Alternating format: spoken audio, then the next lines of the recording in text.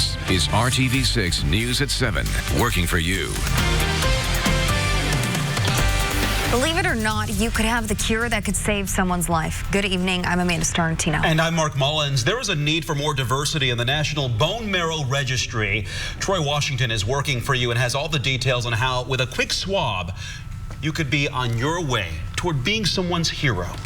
Each year, at least 18,000 people in the United States have one thing in common. They are waiting on a match to change their life. Mariah Roberts is just 12 years old. She's battling sickle cell anemia, an autoimmune disease that could be cured if she matches through DNA with someone in the national database. When I found out that there is a cure, I wanted to find cures to other diseases too, not just mine, like cancer. Her pain makes her passionate about saving others, just as the experience once did for Andrew Smith, a Butler basketball player who lost his battle to cancer, but through his family and Project 44 is still in the fight to raise awareness about the challenges of the registry.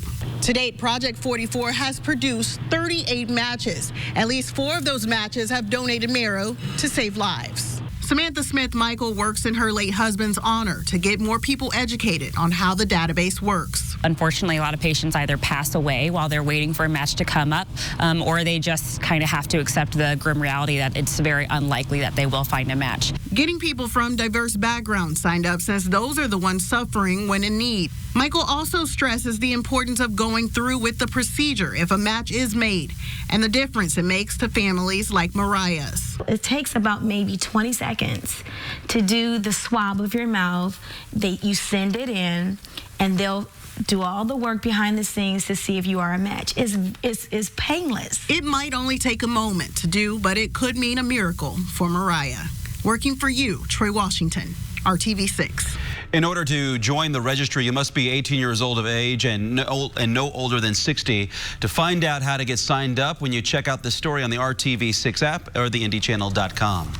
And just after 7 o'clock on this Thursday night, we'll get to the weekend forecast here in a little bit. Living in the moment, we've got to shake the showers and the drizzle that we have. 52, that's significant. We made it over 50 degrees today. Thanks to this, the strong southwest wind that will begin to calm down after midnight. But through the evening hours into the early overnight, it will stay windy. The overall coverage of the light showers will continue to diminish. And once the air is not as moist, we can cool off, and we'll do that into the 30s. The widespread lighter rain off to the east. The actual cold front may squeeze out a little more moisture tonight, so we'll keep in these showers until probably midnight or so. Temperatures everywhere still at 50 or above. These are average high temperatures, maybe a little above. Watch the arrow change direction. This is a warm southwest wind. It flips, and it will be coming out of the north tomorrow. That will lead to a cooler day. As far as our showers this evening, they slide south and east, gradually coming to an end. Any leftover showers in the morning tomorrow will be south and east of Indy. Friday planner, lots of clouds, temperatures into the 40s. As we look ahead, still to come, we've got to talk about your weekend forecast, rain, snow potential, and a storm system for next week. Only on RTV6, the mother of 4 little girls killed in a house fire 3 years ago today. Galen Rose tells us she is working multiple jobs in California to keep busy. But she also says that every day she relives the tragedy in Flora. The Saturday before the fire, Kiara, Kiriel, and Keone were at a cheerleading competition in South Bend with their team, the Lafayette Diamonds. Now, their mother now says November 21st will never again be the same, and she continues to wait for a break in the criminal case. I want my babies to always be remembered. Never, ever forget my girls, because they were happy. They loved people. People loved them. And they were just four girls that didn't deserve that. We didn't deserve it at all. Galen says she did not run to California, but she couldn't cease staying in Flora and driving by that house every day. As for where the investigation into the fire stands, the head of Indiana State Police told RTV6 it remains a top priority. Full court press. A full court press still. Everything that we get, pieces and parts of information that we receive, will continue to run down, and we'll do that until we're done. I think we owe it to the family of those 4 little girls for sure. We owe it to the community, but at the end of the day, we owe it to them. There is reward for information leading to an arrest. The number to call is on your screen right now. It's 1-800-382-4628. Tonight, Call 6 Investigates is pressing top state officials who have vowed to protect moms and babies at risk. Last night, we told you women in a third of our state don't have a hospital in their county where they can get prenatal care while pregnant. We took that information straight to the governor to see what's being done to improve access to care and save our most precious population. You made reducing infant mortality one of your targeted issues as governor. What have you done and what resources have you dedicated to doing that? Well, there is more funding, but most importantly, there's more boots on the ground, zip code by zip code where the need is the highest. What we've started to do is having OB navigators on the ground in the home throughout the whole process. The OB Navigator program he's referring to was signed into law earlier this year, committing $3.3 million to connecting women in the highest risk areas with home visitation services during pregnancy. But nearly a year later, women are yet to receive those services. In fact, the State Department of Health plans to roll out the program in January. They spent the past few months meeting with hospitals in the 20 counties struggling the most. We intend to follow the program along when it begins and show you what it looks like and how you can get involved if you need help. A local nonprofit that helps survivors of domestic violence is the latest recipient of a $1.25 million grant.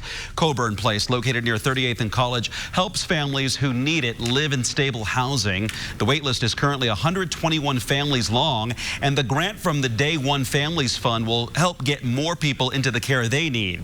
Coburn Place didn't even apply for the grant. It was chosen based on the work it does in the community. A recent survivor of domestic violence says the group helped her take care of her family. That's what I was so excited about when I called, because I was like, I'm going to just sit in my living room and I'm going to just breathe. And that's exactly what I did, just to know that you don't have to worry about the security, the safety, even food for your children. Because when you arrive here, you have your refrigerator full of food, and then there are several pantries and things like that that come out as well. The organization will use most of the money for a planned expansion in the future, while the rest will be used right away. Indianapolis Animal Care Services is asking for your help. The shelter is almost at capacity again. During the recent Adopt-a-thon, more than 100 animals found new homes, but in less than a week, the shelter took in more than 150 animals, meaning the kennels and cages that were empty are now full again. Right now, all adoptions at the shelter are free and include a microchip, spay-neuter surgery, and all age-appropriate vaccines. We have all the information you need to find a forever friend at Animal Care Services on the RTV6 app and the IndyChannel.com. Coming up, working at a fast food restaurant may have its highs and lows, but some McDonald's workers say their jobs behind the counter actually put them in danger. Plus, a bizarre and heartbreaking story. A missing man with a concerned family actively searching for him is found dead. But his body was not exactly in a hidden spot, and he lay dead for 3 years. On Toy Drive at theindychannel.com. This is RTV6 News at 7, working for you. Tensions on the rise at Syracuse University following a series of racist incidents on campus. 4 students have been suspended, but many students are demanding more action. ABC's Ryan Burrow reports. Syracuse University announcing the suspension of 4 students linked to a verbal assault on a black student, just one of 12 reported racist incidents on campus. Concerns me to go to school with people that think that this is okay. It's disheartening. The reported incident sparking deep concerns and demonstrations across campus. The university chancellor getting emotional at a leadership meeting late last night. We just cannot let our students of color, our Jewish students, our Asian students, or any of our students or faculty and staff be afraid on this campus because of who they are. But students demanding tougher response from the chancellor, some pushing for him and other campus leaders to step down. We will not be silenced, and we will not allow the administration to pacify us without the full endorsement of our demands in the exact language that they have been presented in. But the chancellor announcing Thursday he could only agree to 16 of 19 recommendations presented to him by international students, saying implementing these recommendations is the right thing to do. Authorities are still looking for the culprits behind the racist incidents that have included hateful graffiti, an emailed anti-Semitic threat to a popular professor, and a rumored white supremacist manifesto reportedly spread around campus. But now the chancellor speculating it may actually be a hoax, as they can find no one who actually received the alleged airdrop. Ryan Burrow, ABC News. Now to a bizarre case out of Texas. A family search for a missing Navy veteran ended in a way they never could have expected. Ronald Wayne White, a Navy veteran who traveled the world as a defense contractor, vanished in 2016. His mother, living in New York, didn't know he'd moved to a new building near Dallas. That is where the long-awaited explanation for his disappearance finally came last week. An employee at the apartment complex went into a unit to find out why the tenant apparently wasn't using any water and found White's body on the kitchen floor. The medical examiner believes he'd been there for the past 3 years. The way he was found, the way the apartment was arranged and so forth, there was zero indication of foul play. My biggest question is how in the world could my son have been dead 3 years in that apartment and nobody knowed anything? Police say the apartments are well insulated, and White had a month-to-month lease with rent automatically withdrawn from his bank account. But his family wonders why no one noticed that his truck, covered in dust and leaflets, was never moved. 17 Chicago area workers are suing McDonald's over what they call a nationwide pattern of violence at the restaurants. The employees claim there are more than 20 911 calls a day from Chicago area McDonald's. The lead attorney on the case says McDonald's stores were not designed with safety in mind. The lawsuit outlines several incidents that include a customer beating an employee with a wet floor sign and another customer pulling out a gun and jumping over the counter. One employee and plaintiff in the lawsuit says police found a dead body in her store's bathroom. The company released a statement saying it will continue to make investments in training programs that uphold safe environments. Like any celebrity, he knows when to smile for the camera, but in this case, country music star Sam Hunt is smiling for a mugshot. Nashville, Tennessee police arrested him this morning for driving the wrong way down a one-way road. Hunt is also accused of violating Tennessee's open container law. Police say he had 2 empty beer containers next to him and had been drinking alcohol recently. Coming up, some same symptoms, different damage. Doctors say they've uncovered a new kind of lung injury tied to vaping. And Saturday forecast of interest this weekend may have rain mixing with some snow. We'll talk about that, what happens early next week as well, coming up. Select models.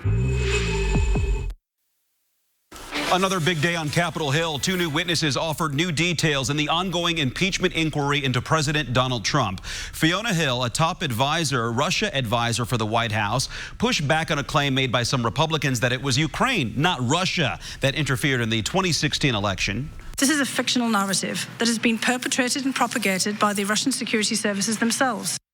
Also testifying before the House Intelligence Committee, David Holmes, counselor for political affairs at the U.S. Embassy in Ukraine. Holmes testified that he heard a call between Trump and Ambassador to the European Union, Gordon Sondland. According to Holmes, Trump asked Sondland about whether Ukraine will investigate his political opponents. I then heard President Trump ask, so he's going to do the investigation. Ambassador Sondland replied that he's going to do it, adding that President Zelensky will do anything he asks him to do. Just yesterday, Ambassador Sondland testified that the White House conditioned aid to Ukraine on carrying out political investigations. The president has denied any wrongdoing and maintains that the entire impeachment inquiry is politically motivated. A new study suggests vaping could cause different kinds of damage to the lungs, including the condition called popcorn lung. The Canadian Medical Association Journal published this study this week. Researchers looked at a case involving a teenager placed on life support after officials say he suffered a severe vaping-related illness. Researchers found the teen's condition was more in line with popcorn lung. The lung disease got the nickname after factory workers developed it from breathing in chemicals found in buttery or caramel-like flavors. Doctors point to this case as proof that vaping-related illnesses can take different forms and are calling for more research. Even a little hope goes a long way when it comes to fighting cancer. Today, the Little Red Corps Cancer Agency hosted its 12th annual Face of Hope breakfast at the State Fairgrounds. The event featured heartfelt stories from clients about how the Little Red Door has impacted their lives. Among the speakers, 11-year-old Levi Schreiber, who was diagnosed with a rare form of leukemia 2 years ago. He credits Little Red Door with helping him make out the most out of his life and the least out of cancer. I told my mom in the car one day, I'm starting to feel lucky that I got cancer.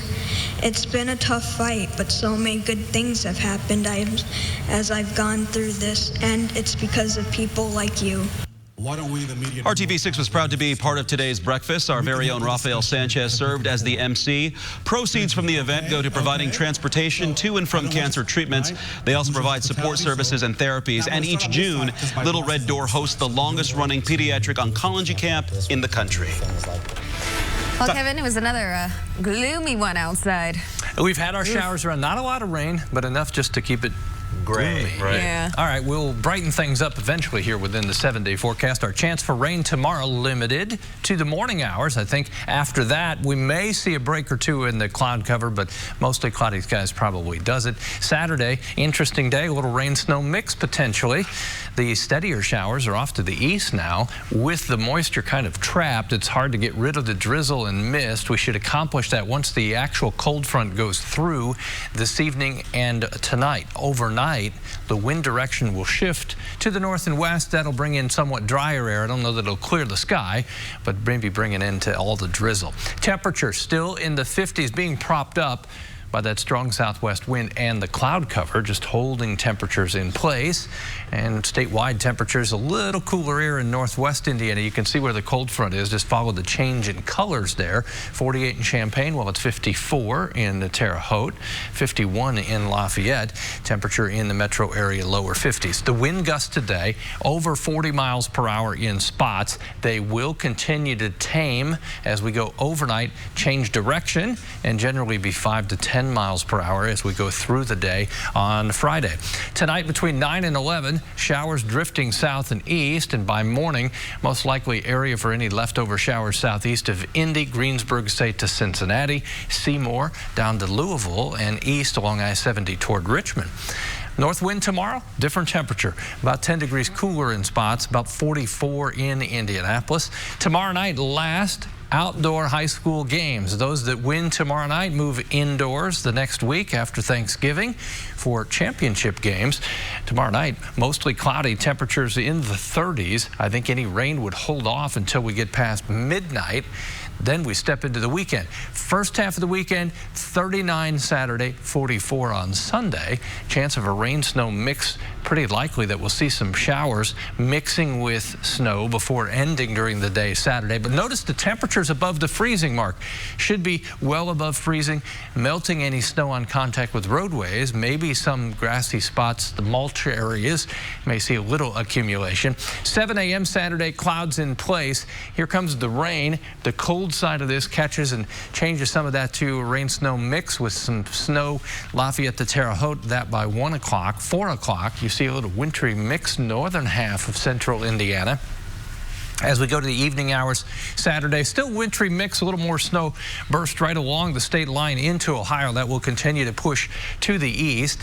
And as we go beyond it through the weekend, 30s on Saturday, then on Sunday, we dry out early next week. Rain, snow, and wind. Looks like the storm system Tuesday and Wednesday. We'll wait and see on the timing. Not all the models are in lockstep here. Low pressure will move to the northeast into central Indiana, spreading snow from Kansas, Missouri, across northern Illinois and lower Michigan. I think we catch the tail of that as we get into Wednesday morning. That will start to pull away, and as it does, this colder air will come back into central Indiana. Temperatures next week will be falling by the time we get to Wednesday. I think that's an early day high. Rain snow mix after that Thanksgiving Day. 47 degrees. Chance of any showers late in the day into Thanksgiving night, just 20%. All in all, it's not a bad forecast. Not bad, right. All right. We'll be right back. The comfort of Tempur-Pedic at Mattress Firm. Well, Twitter is now letting you censor some of the replies you receive on their posts. The company says it's rolling out a feature that allows all users to hide unwanted replies. So to use the feature, you just need to tap the gray icon that appears on a post, then select Hide Reply. Replies will then be moved to a different page instead of being placed right under the main tweet. Those moved replies can still be viewed by other users. Twitter will also ask if the user they want to block the person who reply they just hid. Twitter hopes the changes will make the platform less toxic. Surveillance video shows a clumsy bank robber in Louisiana. He actually pulled off the heist, but the getaway not so smooth. He fell 3 times while fleeing the scene there. Locals got a chance to react to this bumbling bandit. Man, what What the hell? I feel like you shouldn't rob banks if you can't even walk straight. That is pretty funny. Police are now looking for the man and his getaway driver. They believe the suspects may have been involved in another attempted robbery the same day. Butterfeet. I was waiting to see if I trip into the shot. Don't do that. Don't do that. You'd be a suspect, right? Right. You think. All right, let's talk about our showers that diminish tonight, then we'll stare at the thermometer for a little bit. 44 tomorrow, 39 on Saturday with a rain-snow mix, dry on Sunday, and 44 degrees. We bounce back. All right. Well, it's still gloomy outside. Yeah, it is. That does it for us here on RTV6 News at 7 o'clock. We're back with you tonight at 11.